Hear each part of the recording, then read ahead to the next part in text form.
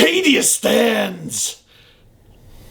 Like in our hearts, not in real life, because it's, I mean, first of all, it's a piece of fiction. Secondly, even in that fiction, Abaddon decided to fly his big plane into it and blew it up. So technically, Cadia doesn't stand. The planet broke before the guard did, that's true. But yeah, it doesn't really stand. Except in this brand new box! Heck yeah! Woo woo!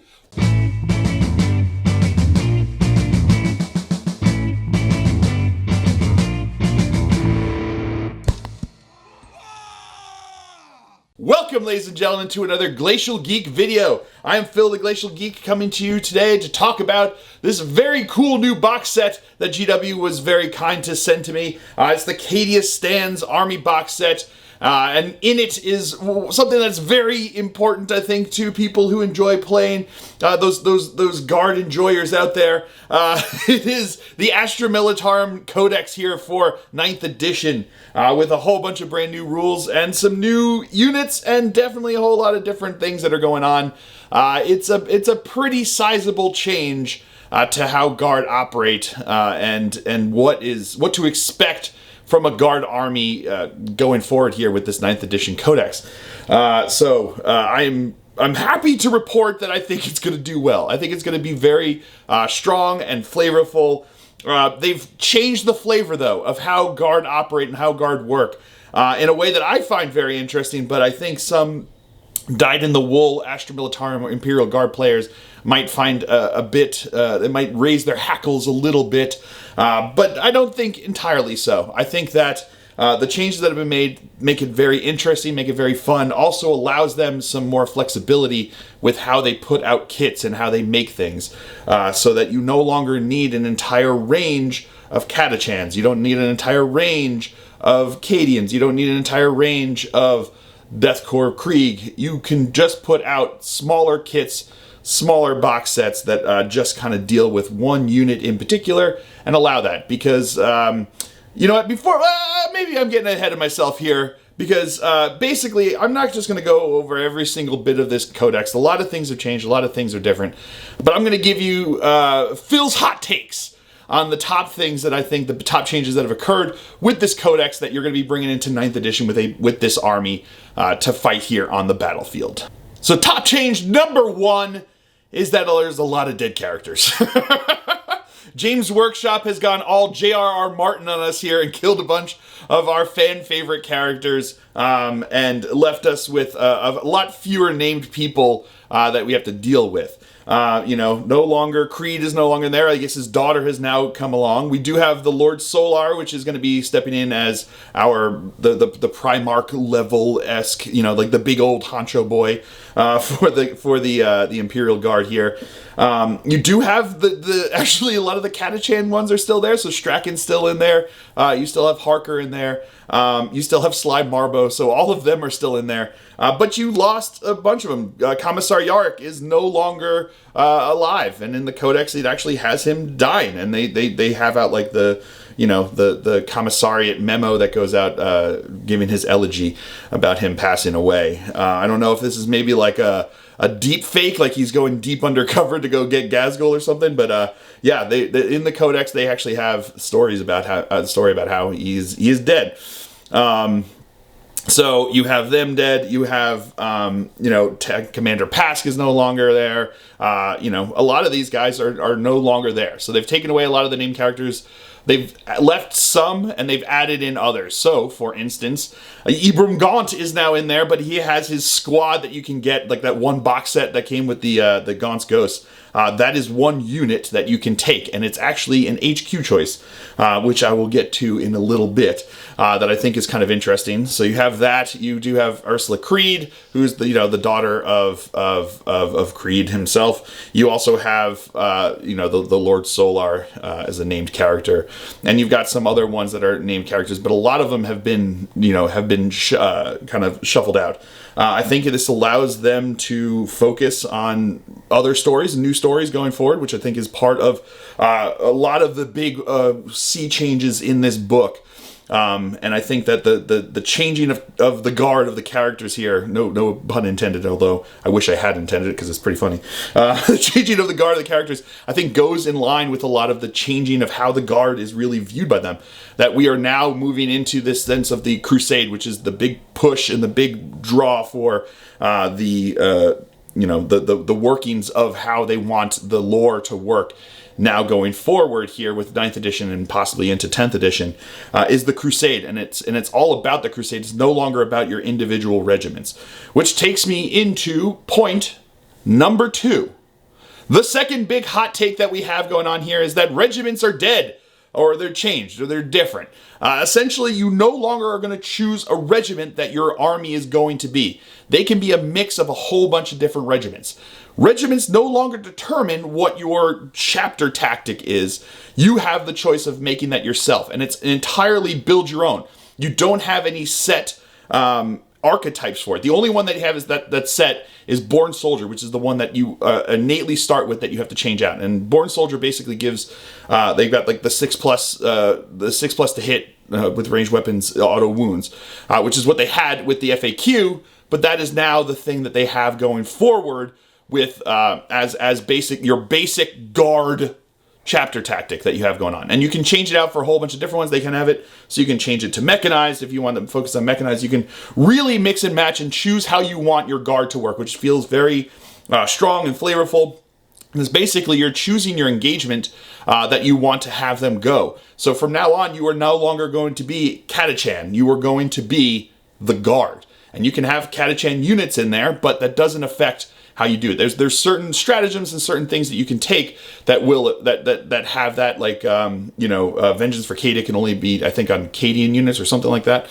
But essentially what they do is it becomes a keyword. These particular regiments become a keyword that can have that.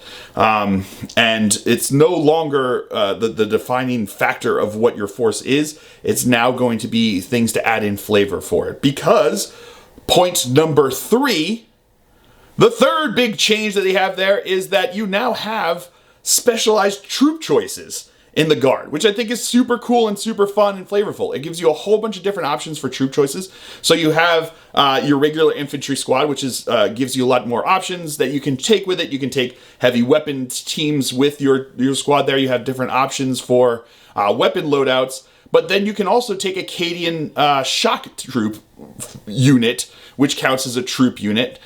They have less options. You can't take heavy weapon squads with them, but they get the benefit of exploding 6s on las weapons. So that becomes a big part of what they make them do, is that they can have these exploding 6s on their weapons. On the weapons. So they get that as a special rule that you can take for the less options that you can take with a unit. Then you have Death Corps of Krieg that you can take as a troop choice. As a squad, they can be built out essentially with everything that you have that you can buy in that you get in the kit that came out with Kill Team originally and now is there.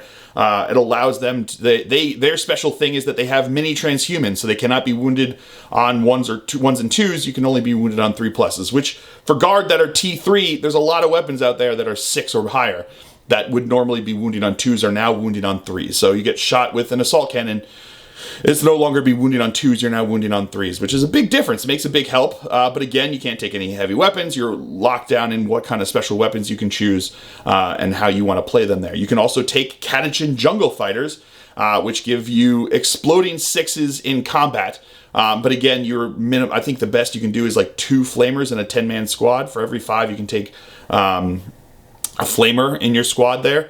And a lot of these squads, they can take Vox units, but Vox units have now changed as well. Vox units now give you the ability to have basically have an officer unit that has access to a Vox to be able to give them an order 24 inches away as opposed to 6 inches away. This leads me into the next big sea change that you have here. Sea change that you have here is with orders. So orders were always kind of an important thing, but there was kind of set things that you can do, had a little bit more flexibility. Now you have certain regimented ways that you can go about it. So an officer unit can now give regimental orders. Commissar unit can now give prefectus orders, and a mechanized officer unit can now give mechanized orders. So officers actually get to, they'll tell you what you can do, but you're essentially going to have those three options. So you have basically tank commanders are doing mechanized, you basically have commissars that are doing prefectus, and you basically have like your command squads and your castellans and whatnot being able to give out the giving out the regimental orders.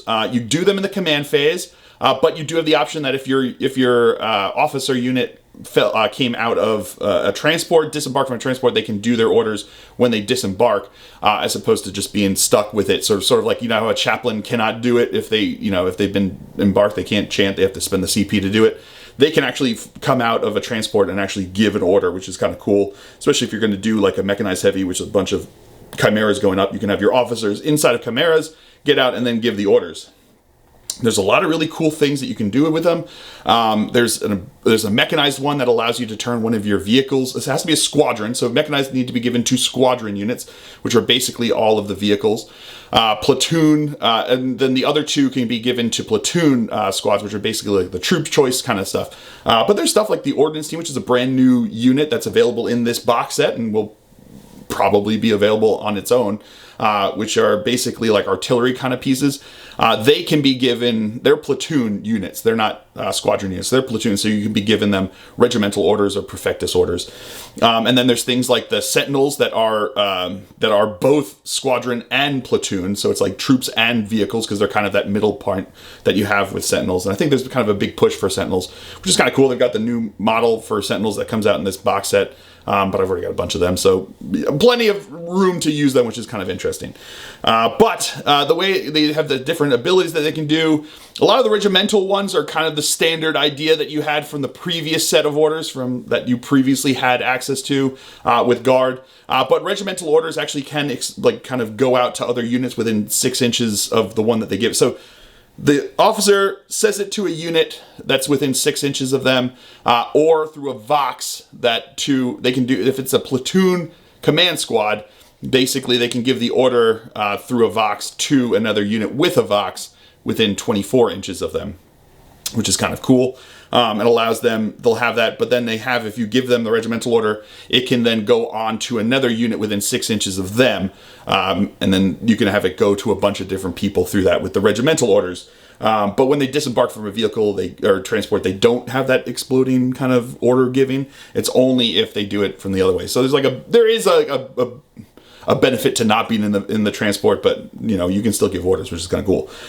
No unit can take multiple orders anymore. You can only ever be given one order as a unit. You can also each individual officer can only give the same order once, but multiple different officers can give the same order. So, for instance, if you have two tank commanders, one tank commander can give gunner's kill on sight to one tank, and then another tank commander can give gunner's kill on sight to another tank.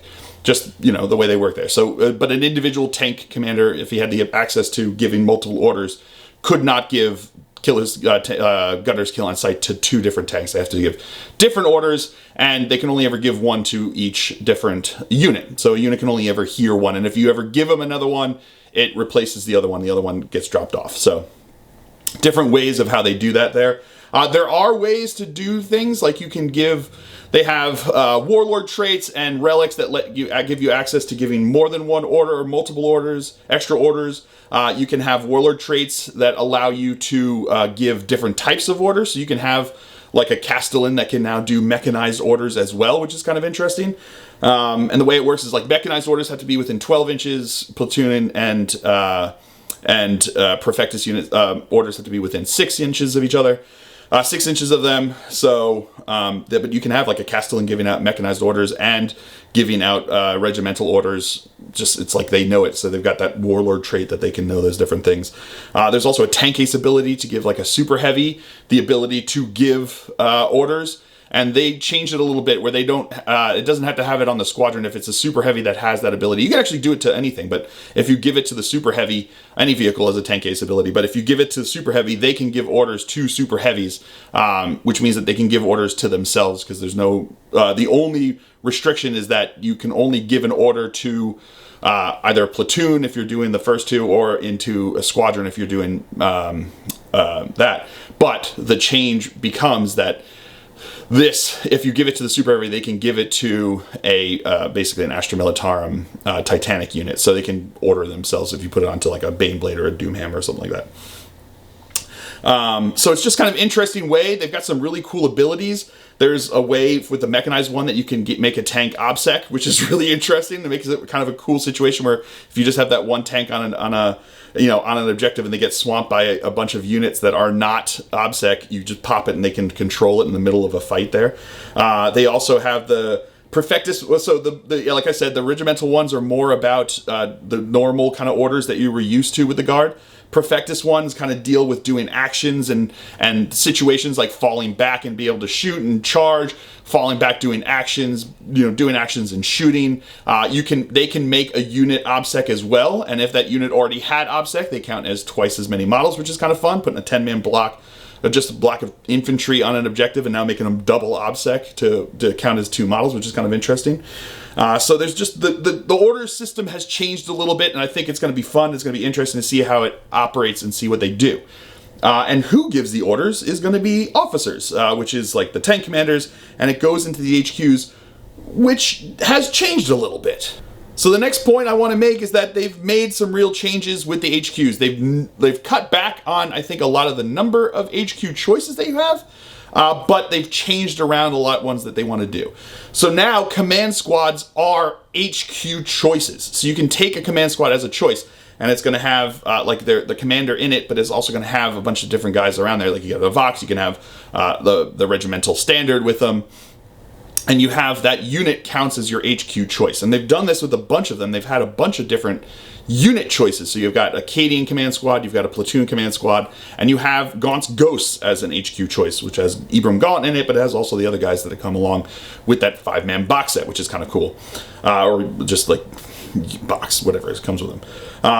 So I think it's kind of interesting the way they've done that. They've taken down a lot of the numbers of them. They've also given the regimental advisors and bodyguards the ability to be added to command squads. So you can now have like an Ogren bodyguard in a platoon command squad, because you can add them to command squads that you add them into there. You can also get an astropath, you can get a master of ordnance and a master of the fleet that can be added to a platoon command squad, and they just become a model in that unit that you have there. So you have a little bit of an ablative wound stuff with some of the other troopers that are in there, but they bring different abilities that you can do with them. And you can add in, like I said, bodyguards that then have to take the first shots, and they're the ones that they do some different stuff, the way they make them a little bit more tough, which is kind of interesting.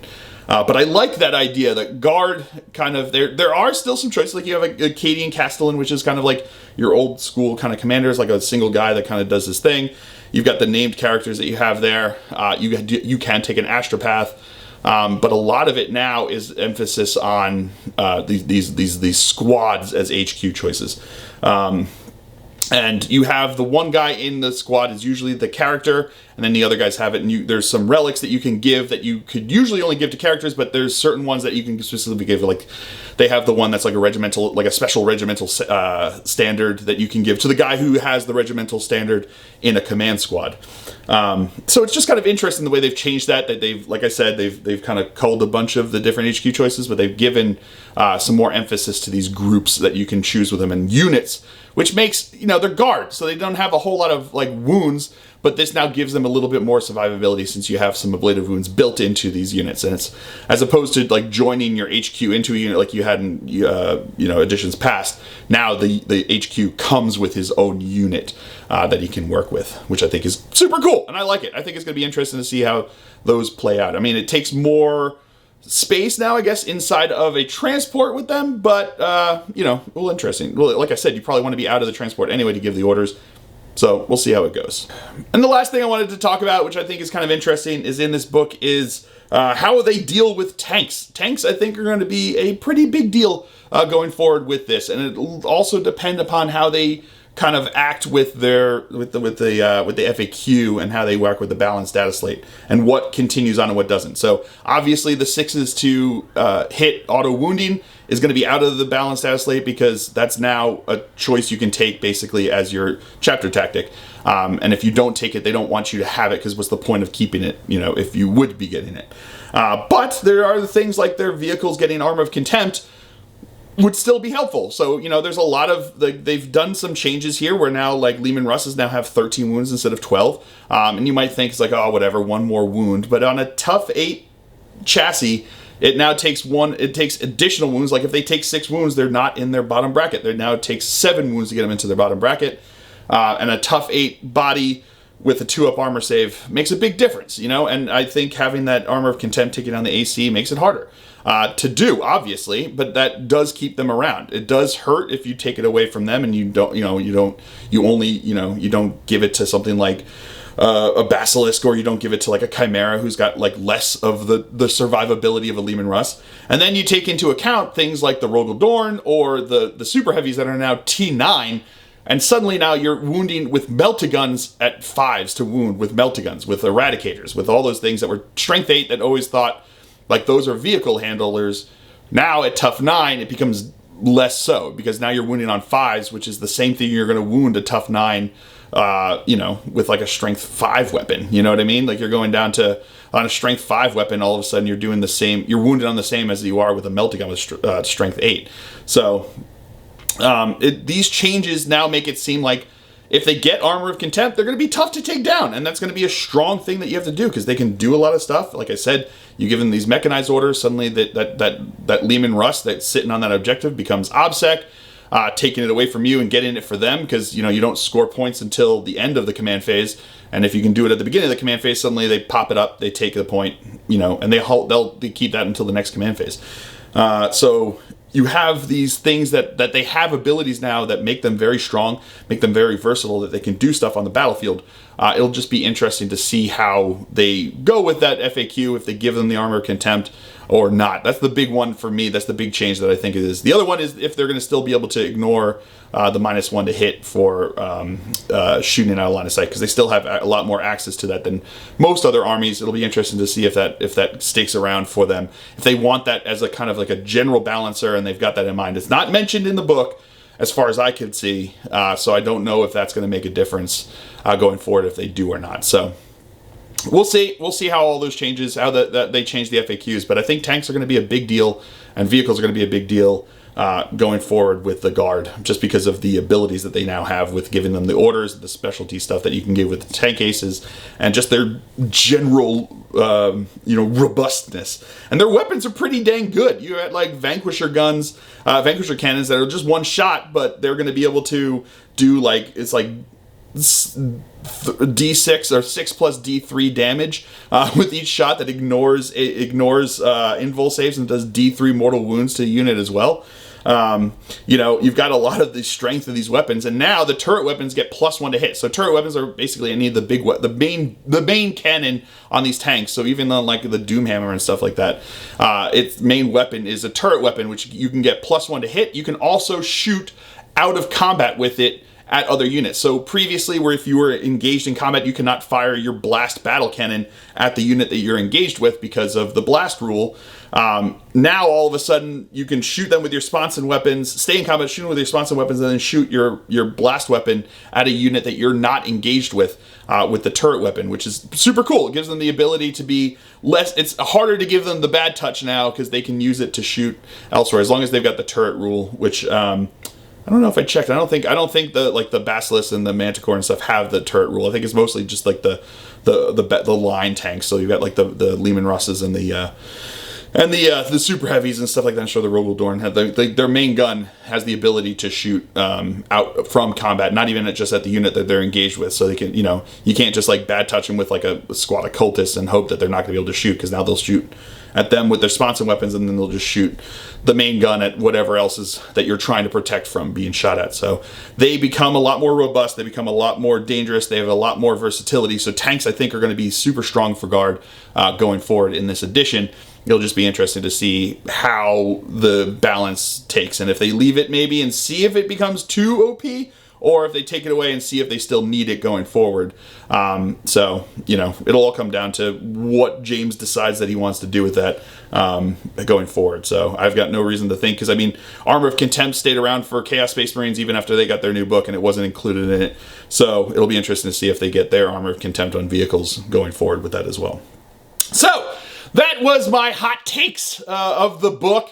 I think there's a lot of really interesting things. A lot of things have been tweaked and changed in how they operate and what they do. But I think it's going to be fun. You know, one of the things I noticed in the book, which I think was cool, is that they put the Crusade rules at the back. So it's easier to find if you're looking for Crusade rules. And it's also easier to get to the units from the actual rules themselves if you're not doing Crusade. So I think that was a smart design choice on their part with this codex. I think that's like a small little tweak that I think is an interesting thing that they've obviously seen and done, which I applaud whoever, whatever designer of James's that came up with that. I applaud you in that decision, because it's a cool one. I think it's just like a small, like just quality of life change that I think a lot of people are going to be happy with. Both Crusade players, because it's easier to find Crusade rules, and also people who are not doing Crusade, since it's easier to kind of flow into the unit choices from there. So let me know what you're most excited about coming out with this the new Guard Codex and the new box set. A lot of cool models. The scale seems to have changed a bit to more like a realistic scale. They're a little bit bigger. You've got new units that are coming out. There's pictures of the new HQ characters that they've got going out. They've also got the like a new heavy weapons team, because of the pictures are very different from the ones they have there. They've got the new troops that are coming out with this. I don't know if they've got any plans for new other ones, but they've got like the Adelan Rough Riders that are coming. They've got a lot of new models that are coming out, which is kind of interesting, kind of cool. As far as new units, I think the Rough Riders coming back, and then the Bomb Blast and or the Ordnance teams are really like the new. And then the Rogel Dorn, of course, are the kind of the new models, but they have the new units, but then they have the new models for stuff like Cadian Command Squad and the troops and stuff like that. So it'll be interesting to see them. Oh, I guess in Kazragin's a new one that's come out. They're a little bit different. And then I guess another troop choice that I thought of is if you're doing all Tempestus Scions, then you can take Tempestus Scions as a troop choice, but only if you only have them, if you don't have any of the other ones. So they all have to have Tempestus Scions for you to do it. So you can run a purely Tempestus Scion list and have them as troop choices, which is really cool. And that'll give them OBSEC, which is fun. But they can be given an order by Prefectus to have OBSEC, even if they're taken as an elite choice. So interesting. Kind of cool. I like it. So let me know what you're most excited about with the Guard Codex. What you most fear, or what you think. I think it's going to be fun. I think it's going to be really cool. I like the book. It looks fun.